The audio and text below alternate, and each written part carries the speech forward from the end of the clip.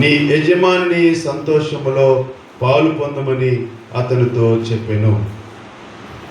ప్రభునందు ప్రియమైనటువంటి దేవుని సేవకులారా,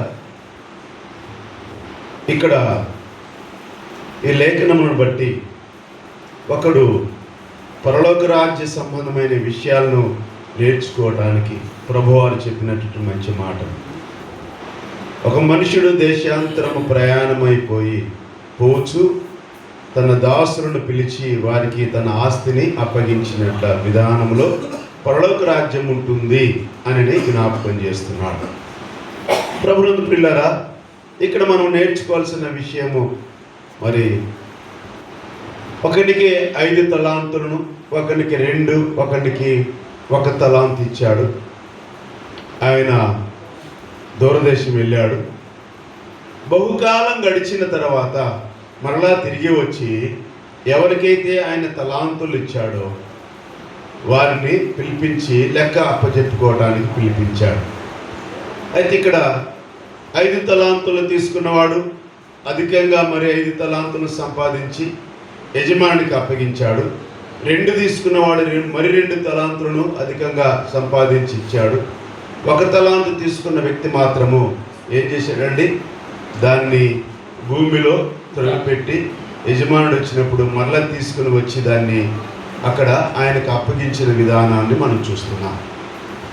అయితే 5కు 5, 2కు 2 తలాంతులను సంపాదించిన వారిని బట్టి ఆ యజమానుడు మెచ్చుకుంటూ, భలా నమ్మకమైన మంచి దాసుడా, ఈ కొంచెములో నీవు నమ్మకముగా ఉంటివి కనుక అనేకమైన వాటి మీద నిన్ను నియమిస్తున్నాను అని చెప్పాడు. 2వ వంతు కూడా అదే మాట చెప్పాడు.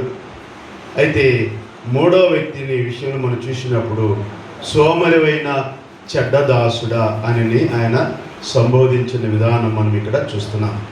నమ్మకమైన దాసుడు, మంచి దాసుడు.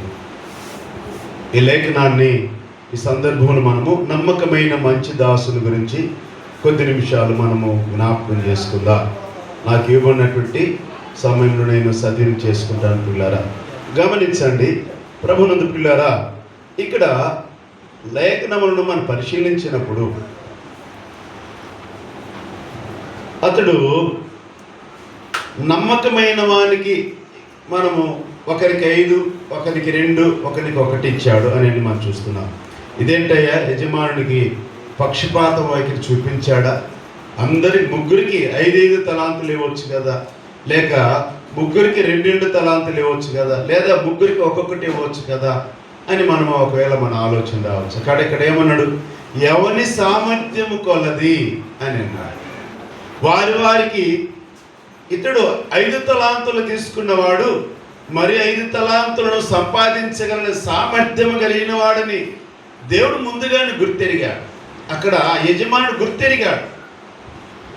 గుర్తెరిగి వారి సామర్థ్యము కొలది ఒకనికి 5, ఒకనికి 2, ఒకనికి 1 అప్పగించినట్లుగా మనం చూస్తున్నాం పిల్లరా.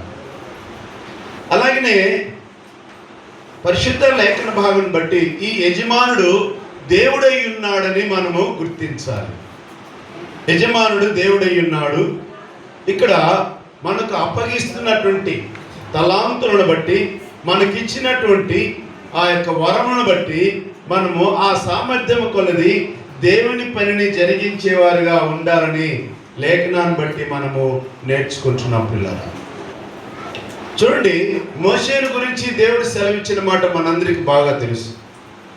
సంఖ్యాకాండము 12వ అధ్యాయము 7వ వచనంలో మనం చూసినప్పుడు మోషేను బట్టి దేవుడు సెలవిచ్చిన మాట ఒకసారి జ్ఞాపకం చేసుకుందాం.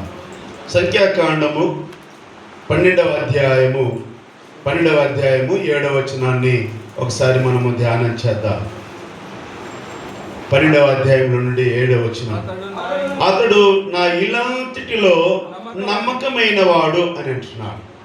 ఏ సందర్భంలో దేవుడు ఈ మాట మోషేని బట్టి మాట్లాడాడు అని మనం గమనించినప్పుడు, మోషే కూషు దేశపు స్త్రీని పెళ్లి చేసుకున్నాడు.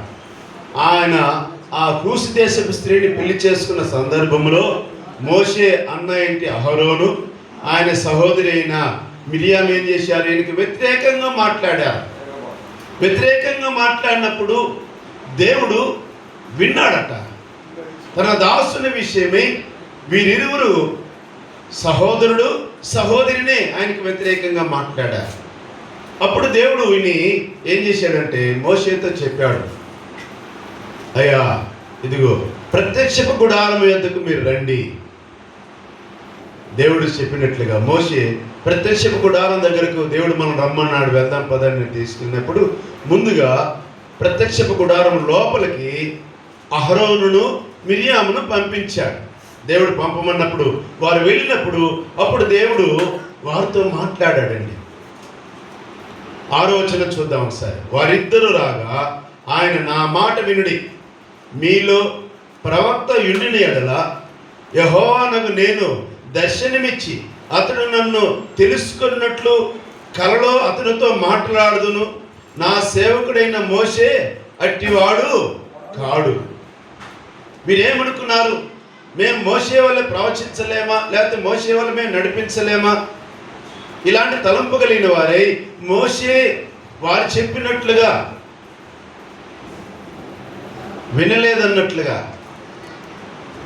కూషి దేశపు స్త్రీని వివాహం చేసుకు ఆమె మీద వ్యతిరేకతతో మోషే మీద వ్యతిరేకంగా మాట్లాడిన విధానాన్ని బట్టి దేవుడు ఏమంటున్నాడంటే, మీరు నా సేవకుడైన మోషే విషయమై ఎందుకు అలాగన వ్యతిరేకంగా మాట్లాడాడు?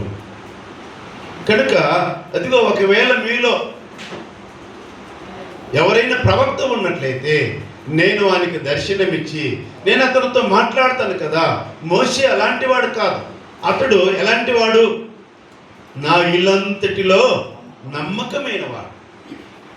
నమ్మకమైన వాడని ఎరిగి దేవుడు అదిగో కొన్ని లక్షల మంది అయినటువంటి ఇశ్రాయేలు ప్రజలను నడిపించడానికి నాయకునిగా దేవుడు ఏర్పాటు చేసుకున్నాడు. మొదట మోషే ఒప్పుకోలేదు, అయ్యా నేను నోటి మాంద్యం కలిగిన వాడును, నత్తివాడునయ్యా, నేను వెళ్ళలేనయ్యా, నా బదులు ఎవరినైనా పంపించాయా ఫరో యొద్దకు అని మోషే దేవుడిని బ్రతిమాలుకుంటాడు. 3 సార్లు తప్పుకోవడానికి చూస్తాడు. కానీ దేవుడు, నేను నీకు తోడుగా నీ అన్నను నీ నోటి మాటగా ఉంచుతాను కనుక నువ్వు ధైర్యం వహించి ముందుకు వెళ్ళమని దేవుడు మోషేను ధైర్యపరుస్తాడు.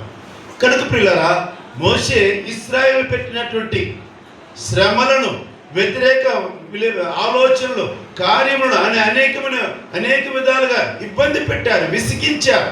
అయినను తట్టుకొని తాలుకొని దేవుని ప్రజలను ఇశ్రాయేలు కొరకై దేవుని ప్రార్థన చేస్తూ వారిని నడిపించేవాడు. కనుక నమ్మకమైన వాడు.